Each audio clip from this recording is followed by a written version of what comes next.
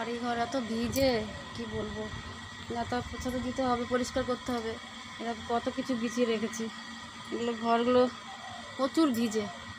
ঘরের মধ্যে তাও এই যে এটা বিছিয়ে রেখেছি, এই যে এটা ঘরের ভিতরে বিছিয়ে রেখেছি, এটাকে জল ন্যাকড়া দিয়ে মুছে নিলে হয়ে যায়, কিন্তু বাইরেটা কিছু বিছাতে পারিনি, জলে কাদা কাদা হয়ে যাচ্ছে বৃষ্টিতে। আর আমার তো এই যে শরীর খারাপ, আমি এই কদিন কালকেও কাজ যেতে পারিনি, আজকেও যেতে পারিনি।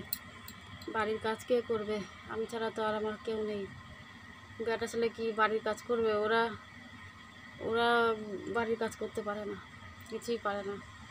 বাড়ির কাজ করবো না অন্য জায়গায় কাজে যাবো, কিচ্ছু পারছি না করতে, শরীর খারাপ এত।